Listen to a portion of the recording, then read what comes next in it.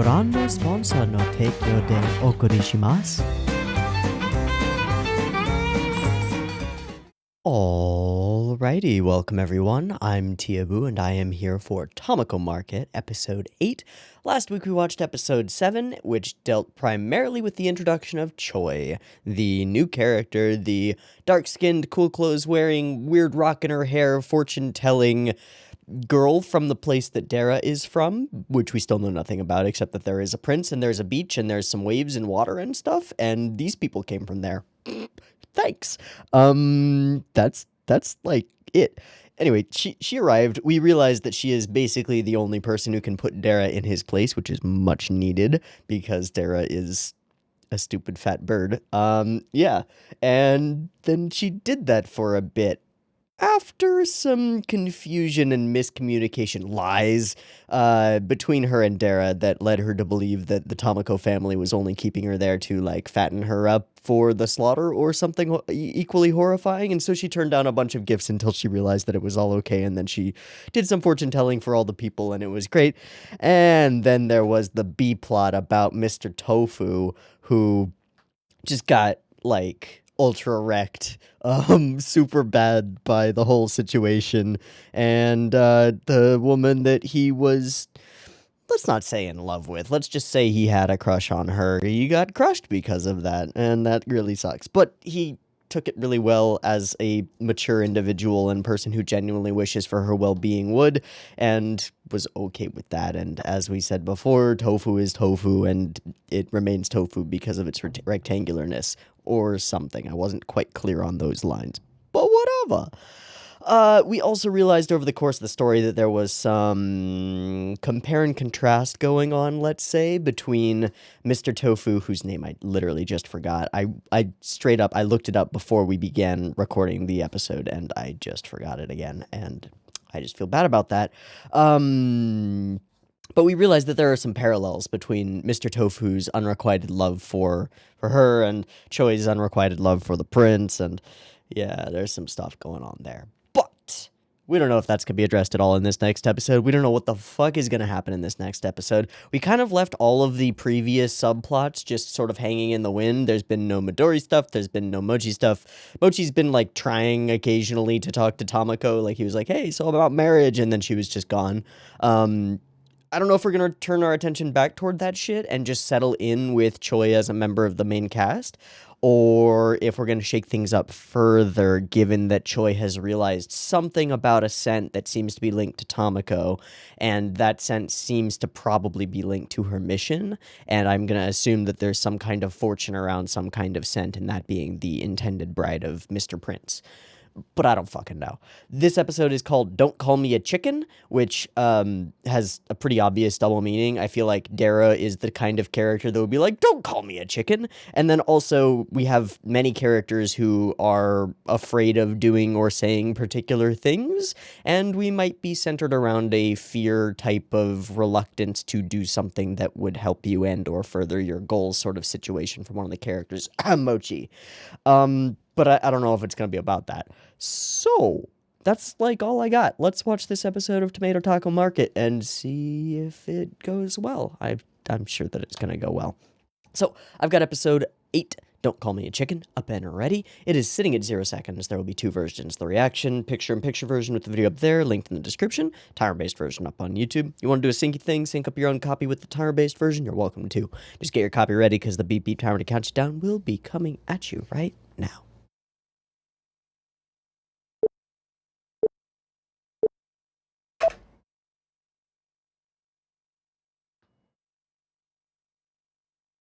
Chestnut Mochi. Oh, hi, Kana. Oh, you fucking Birb. Mm.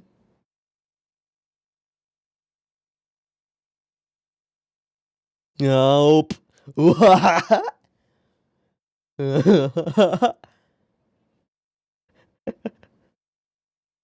Huh? That was Kana, right?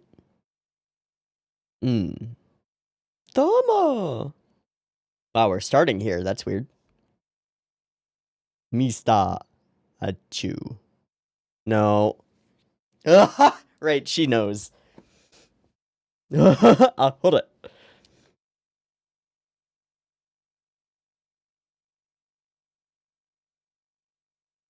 Is that a birdhouse? Jajan. It's too small. He's too big for that shit.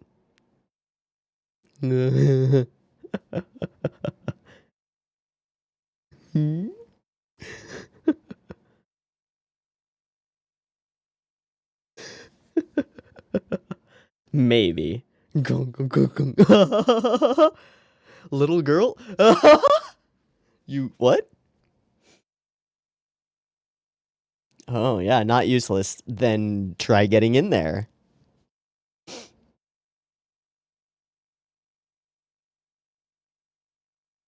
He's too fat.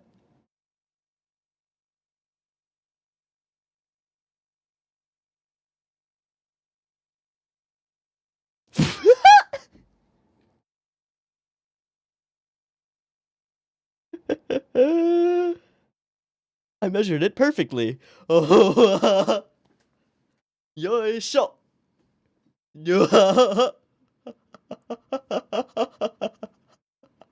He's just gonna get stuck permanently. Oh no.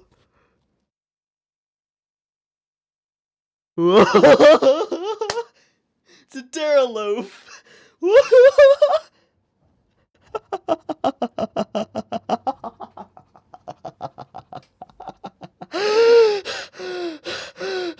At least you got the. You put a roof on there. Oh. With a plane?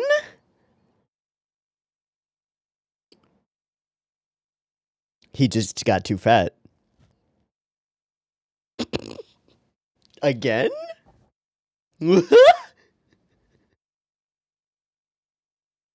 Uh-huh. Yes, he does. But he's getting really fat.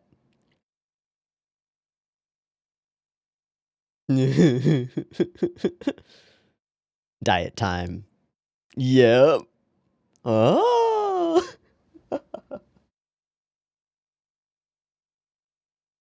Organ works. Okay, I see. But that's not written for this.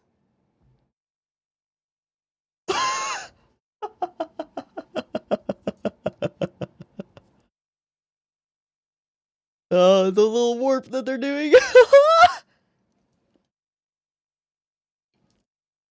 Not really. It's calories in, calories out, baby.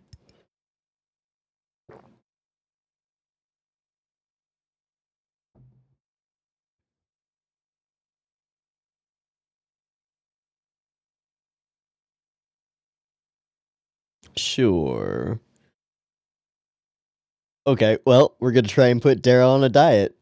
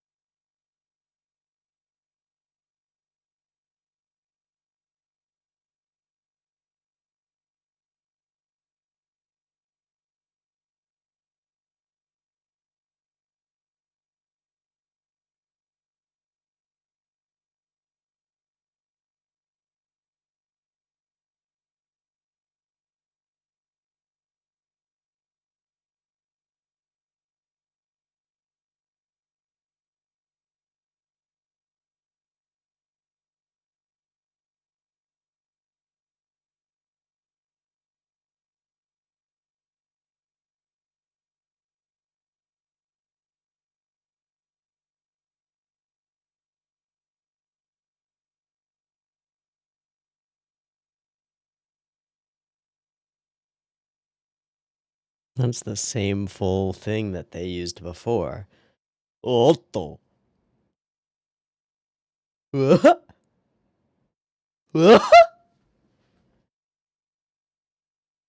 He doesn't care. He just wants to eat.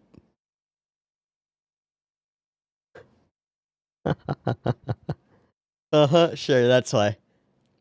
I don't think that's why.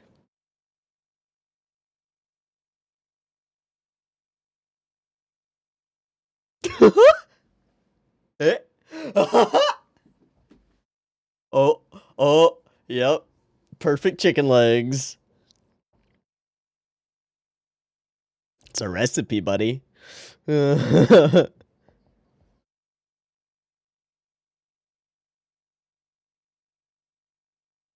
Oh.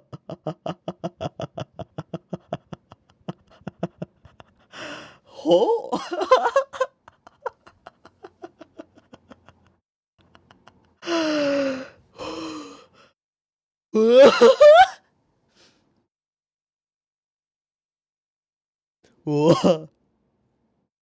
Eh?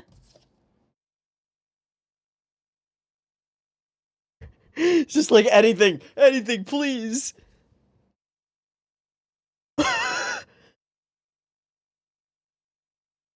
Why? Yeah, what? This angle. Whoa.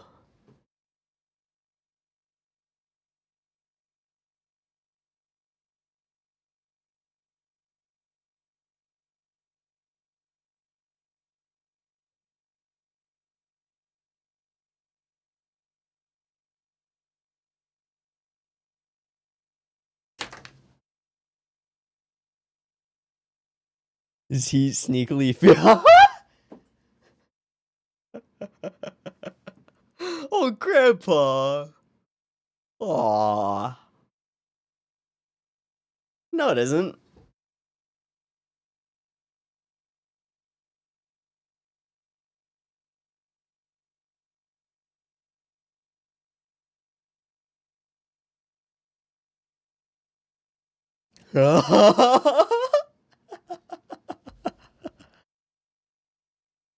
A 100%.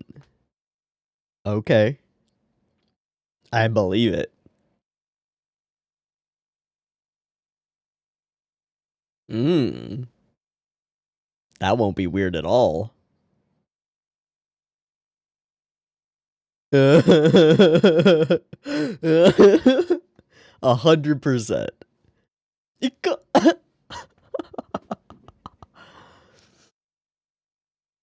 Mm,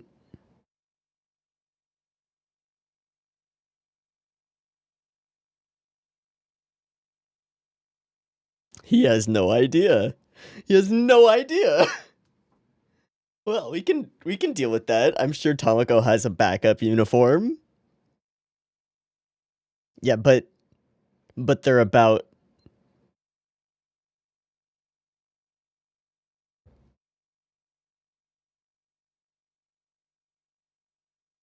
She'll just do it.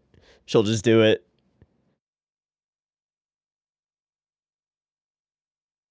Fine with this. Oh,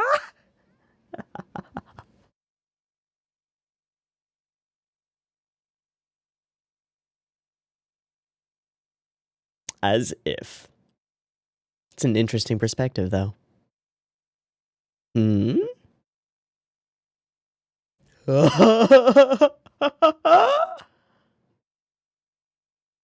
Thanks, Kana. All right.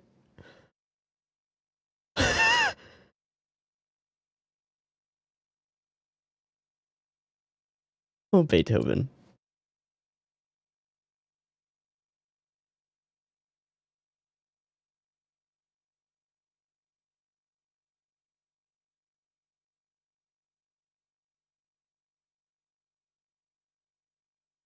That was beautiful. that was one of the best uses of the fifth. Only people cut it after the first. Ba ba ba ba.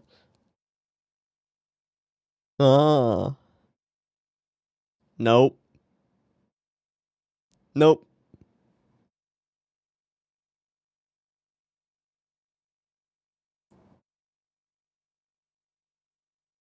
Uh-oh.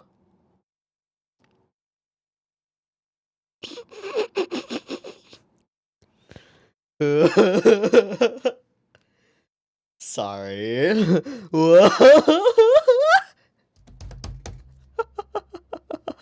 This is so cute. Here's gonna be super cute because dress up. Hey, look, legs. Aww.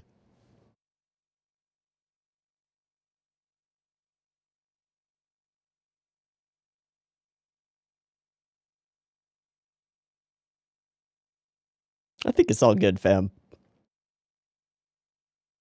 Yeah. Yeah, people are good. Exercise. Fight. Fighting.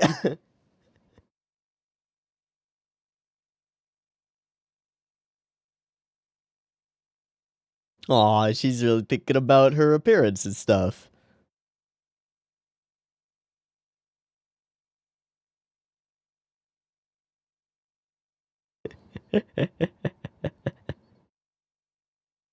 Shiori-chan.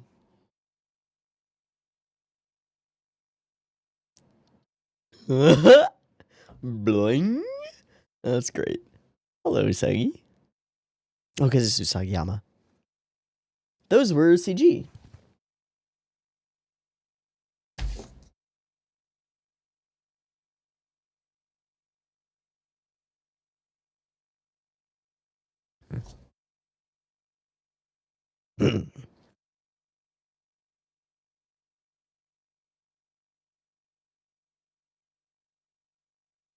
Nano.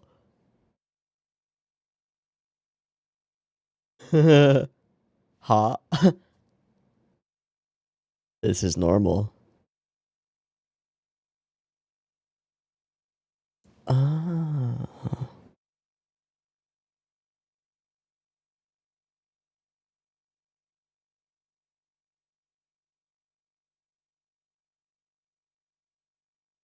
But why did she think that? Okay, just the height? Jesus. It's alright, Choi. It's all good, fam.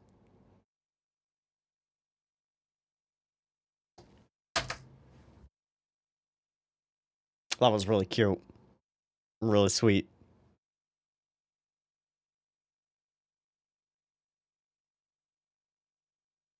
I love this bass only jazz track in the back. Ah, Shiori. Sure. Yeah. Huh?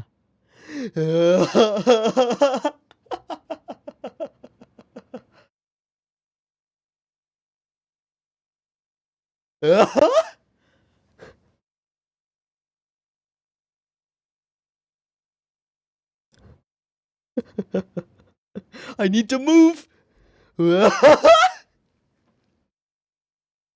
Oh, fuck. That means no help for you.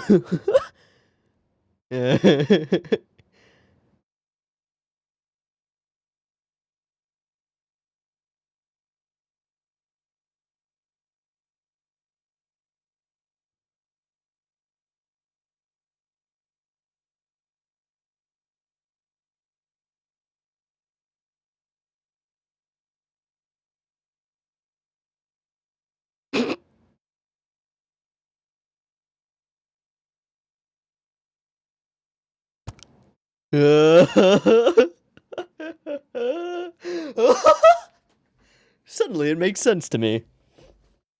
Good. Yes. Make him puke. Baton.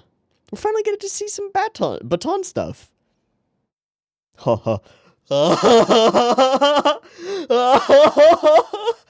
Kata is amazing.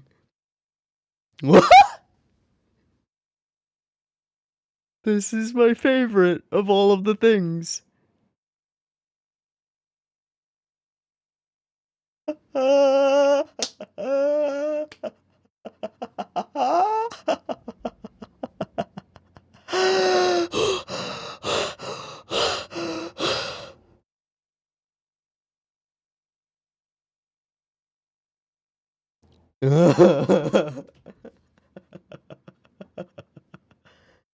This is just a pure humor episode so far. I love it.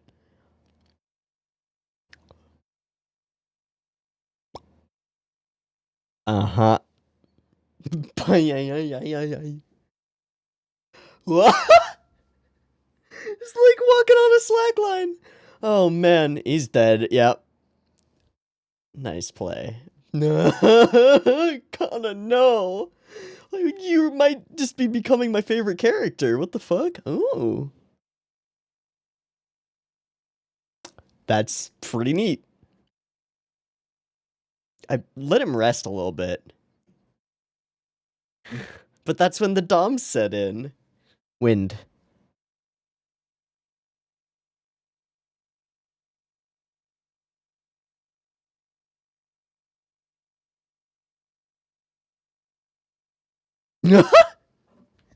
It's all in the delivery every time.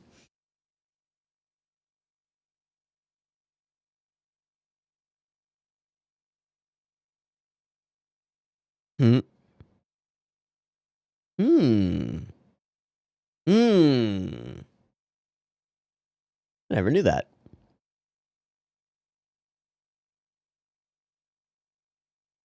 Hmm.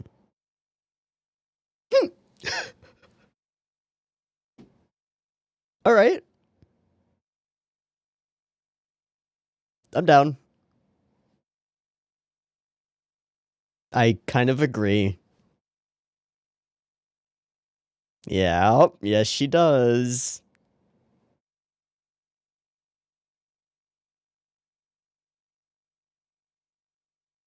You already have, dude. You're wearing that bib. Bye. Hello.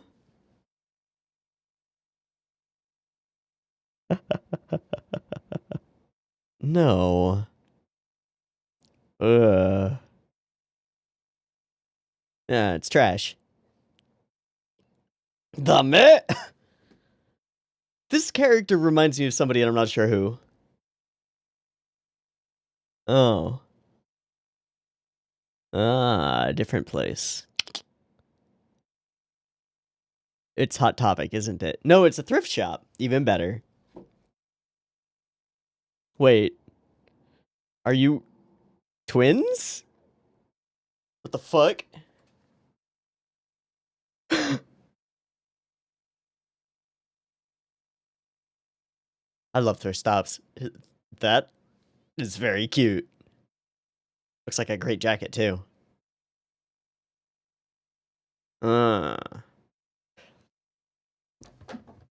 Okay.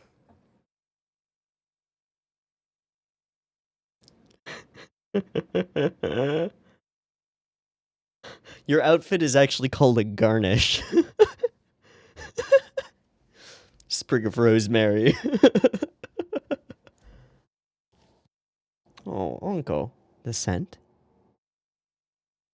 Is it that flower?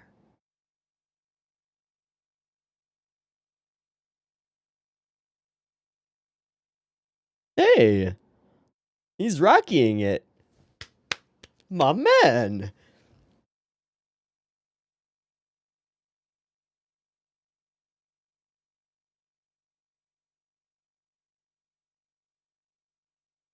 But he can't experience that because he can only do it well.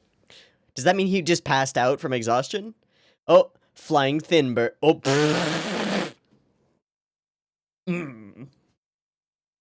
I think you've shifted all of your weight upward, dude.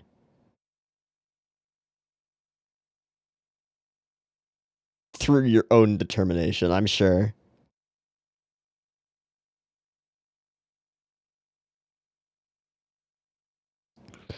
I think they mean you're not done yet.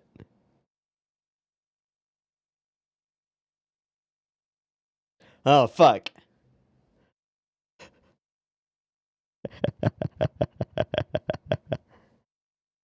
Sort of.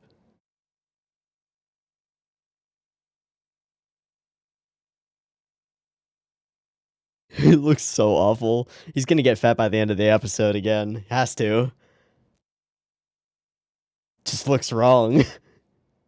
Huh? Oh. Is it actually an outfit for Dara, or it's Choi's outfit? Oh, is it the cute little sweatshirt thing? Ooh.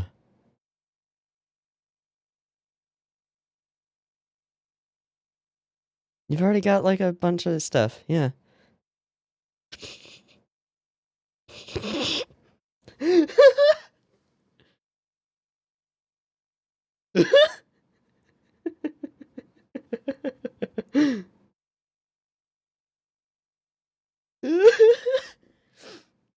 It looks like a dude who only ever works out upper body.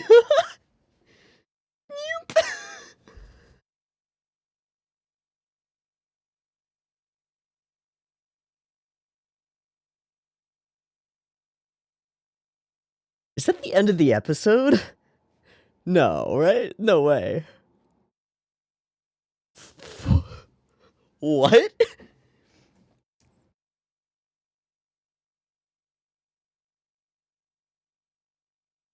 That was super fun. That was just like pure rarefied fun, wasn't it? Okay.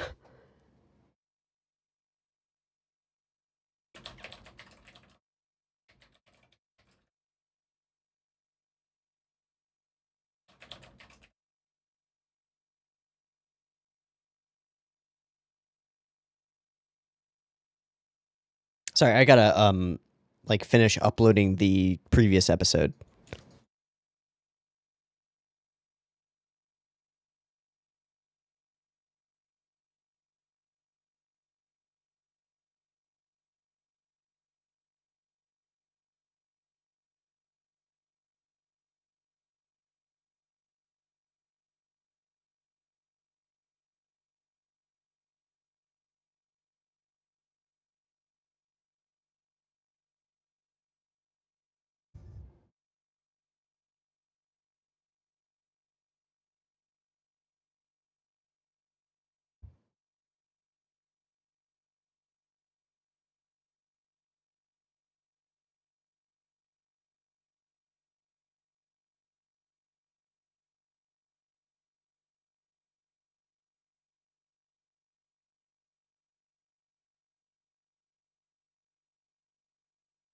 Sure.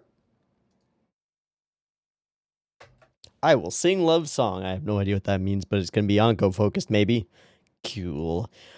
Okay, I would call this a very straightforwardly, just purely humorous episode, and it nails it over and over through repeat gags. Example being, I think the best example would be Kana being like a little bit of soy sauce, a little bit of ginger, some garlic, stew you up, just, you know, threatening him to cook him like a chicken, which I think is the don't call me a chicken sort of situation going on here, mostly. Then we also have the kind of arc that goes from Dara being completely against working out to he gets forced to do it for a couple of days, and then he starts doing it on his own, starts doing the Rocky up the steps and back down sort of situation, and is actually like actively working on his own health, which is pretty cool. However, what the fuck happened? He's not actually gonna be like puff chest, tiny legs this entire time, is he? Because I don't like that. He didn't look like that in like episode 1, right? Give me a second. I've still got like episode 1 around somewhere. What was that? What is that organ solo? Da-da-da, da-da-da. You know that one?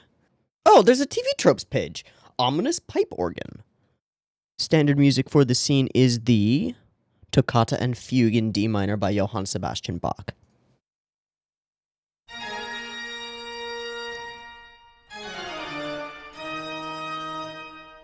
Awesome. And then of course it's Beethoven's Fifth for the other one. Good. Okay, sorry, I gotta one sec. I was just looking that up while I re-downloaded episode 1 because it disappeared from my computer somehow, and I'm not sure how. Rip. Okay, episode 1. What did Dara look like at the beginning of this whole situation? Where is that Birb? Okay. Yeah, he was like all skinny. He was like a cockatoo. He didn't have a puffed up fucking chest thing situation going. He was like a normal Birb. Okay, thought so. So, yeah, he's a little bit imbalanced at this point, I would say. Okay. Purely humorous episode. I would expect that if we go and look at the staff list for this episode, we'll find KyoAni staffers who have history on humor shows. I wouldn't be surprised if there was like a Lucky Star individual working on this, or maybe a Chunibyo individual, although I feel like the humor in this episode was better than any of the Chunibyo stuff. This has a type of humor where it's a piling on of comedic things. That sort of situation where one gag gets you giggling, and then the next one just sends you into a fervor of laughter, and then the next one hits immediately afterward, and so it's just an ascension of more and more humor piled on. Things like the music, things like calling him fat, and then the ominous organ music plays, and we just get these images of Dara. Things like the warpity weftity of the background stuff situation. It's really fun. It's really fucking fun. Come on by. All right.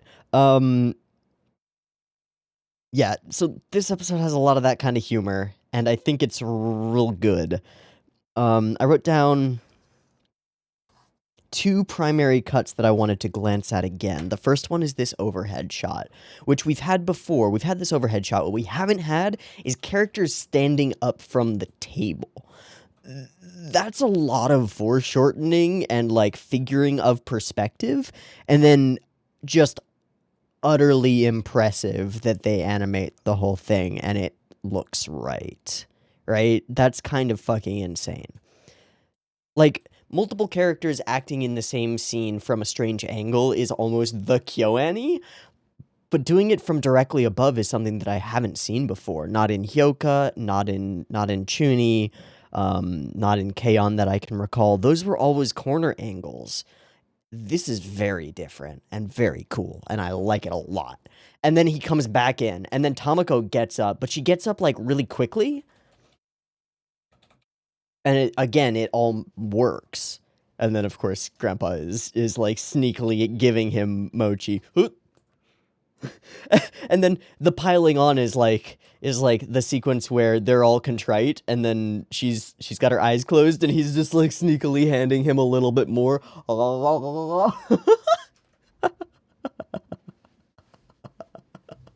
Fantastic. And then from there, like the birdhouse itself, the whole continuous visual gag of the birdhouse. They take off the roof of it, which was the question for me, is can they just remove the roof? And they can. He poops himself inside and becomes a loaf, just becomes a Dara loaf, and then very much like a loaf of bread, like coming out of the pan, or coming out of the loaf pan. It is a pan. Pull him out, and he holds the fucking shape. Beautiful, simple humor, but fantastic. You take a living character and then you shape them as though they're bread or mochi. It's fantastic.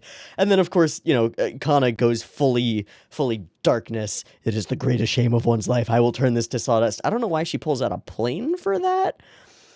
I do love Japanese planes, though. They're so nice.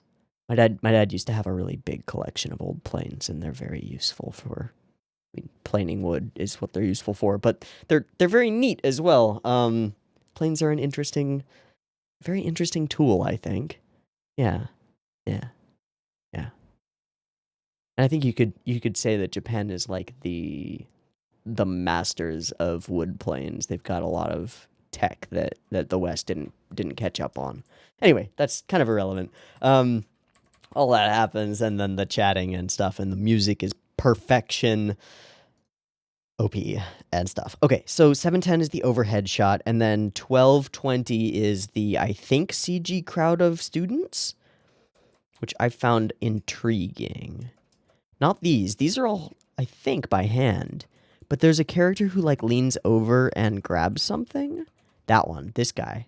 Yeah, that is a CG student. These are all CG students.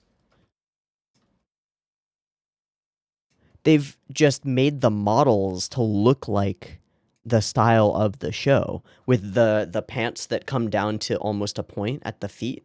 But those are all CG characters, aren't they? I'm pretty sure they are.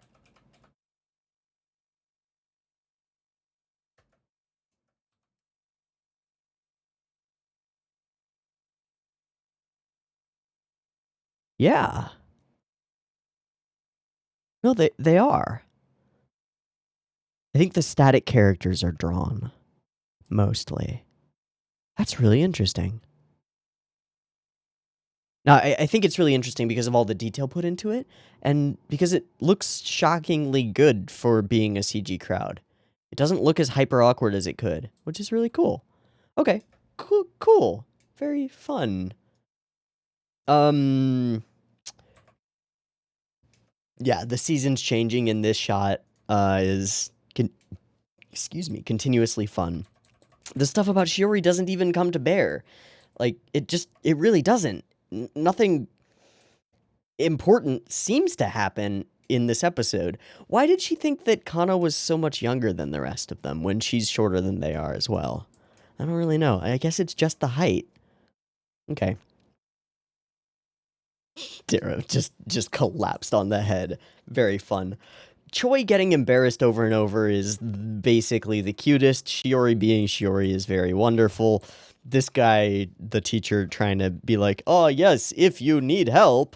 Okay, all right, bruh. Provisional leader rules. Okay.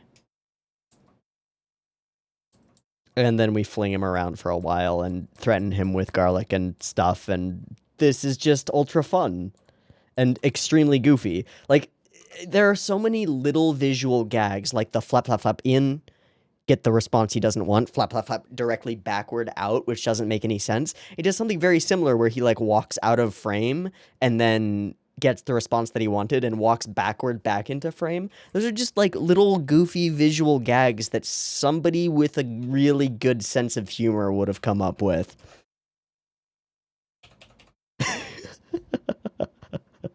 And that as well, or the way that he walks across this as though it's a slack line. Like, whoever drew this has watched somebody walking on a slack line or done it themselves, guaranteed. Like, you know what a slack line is, right? It's a strip of, like, flat strap material that you cinch around to trees or to posts or whatever, and you create a line between them. But unlike a tightrope, it has slack in it, so it wobbles. But that's exactly what this would consist of if he was standing on a badminton net and fat. If he were lighter, it wouldn't matter because badminton nets are quite tense, as are tennis nets and stuff. Regardless, this is just really good and goofy. And then, of course, the whole desire to get a cool outfit from them is really fun and silly. Yeah, the two sneezes, the repeated sneezes, very much fun. And then all of the characters jumping in to try and dress her up, super fun. One side, the other side, both with the little finger gun hands. Super cute, super fun. And then this is kind of like almost in the same way as Sawa-chan Sensei dresses up the K-On! Girls. It's service for the characters to have fun with this, but it's also really fun for us to have this cute new character dressed up in different ways, right? Get her in a school uniform, her normal garb, cute sweaters and things, all of that jazz, you know? It's pretty neat. It's pretty fun. I have no complaints whatsoever. Just goofy. And then we have this like chain smoking maid cafe outfit wearing lady selling horrible clothes to apparently above 50-year-olds. Just horrible clothes. And she's got like a beauty spot mole, and she sends them to another shop where she says a bud works, but it's the same woman just with a mole in a different place. So we go to Mother Road, and it's the same person, except she's like different. Has like hippy dippy garb on and a different mole in a different place. Who the fuck are these twins? I don't know. Whatever. The cuteness is somewhat overwhelming. I think the next one, one of the sweatshirts was, I thought, super cute. I do think that one's pretty cute. That partly because of the pose. It's really fucking cute. Now Dara with the little bib that says not to feed the Mista, and she smells the scent when they come in the room. I wonder if that's with the flower, or I wonder if it's actually Anko. What if it was Anko? It doesn't work, though. That's weird, though. But this is fun, him going and rocking it himself. The glimmer of victory comes only after long nights. I agree. And then Birb casting, I don't even know what to call it. Whoosh. Brilliant, beautiful Birb, and it's horrifying. He looks terrible. Looks like an upside-down raindrop. What the fuck? Everybody's just like, oh, we need to feed you, we need to feed you. All of their desired gifts. But they're all, like, healthy gifts. Water and okra and I don't know what the pink things are, but... Aw, that's great. That's great. Tributes, yes, tributes, eh? And cute clothes for her, which is so cute that they actually went ahead and got her, like, a fully commissioned, measured, perfect sweater thing. That's, like, amazing. That's so cool. I don't know what the deal with the dragonfly is, though. It's just there. I guess it's autumn? I guess that's autumn? I don't really know. Okay. Cool. So, my prediction on staff is that somebody from Lucky Star or... I don't think Chunibyo, but maybe. What other purely humorous... I haven't seen Amagi Brilliant Park, but that would be fair. Or Fumofu. Either of those, I would see staff from one or the other, or both, on this episode. Let's go find out. I already pulled up ANN, I just didn't look at it. And I also seemingly closed the tab somehow.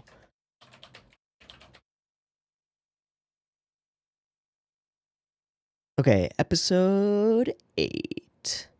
Yasuhiro Takemoto on the storyboard, Yasuhiro Takemoto on the direction.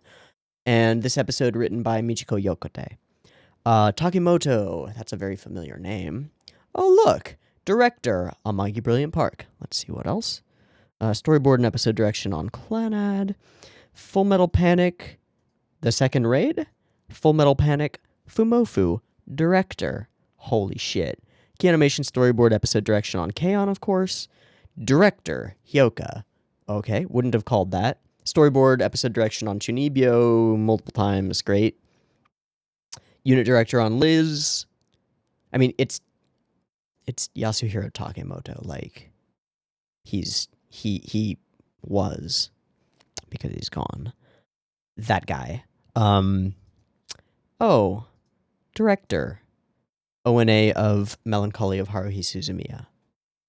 And Full Metal Panic Fumofu. And he is the second director of Lucky Star after the first director was fired after the first 4 episodes. So basically,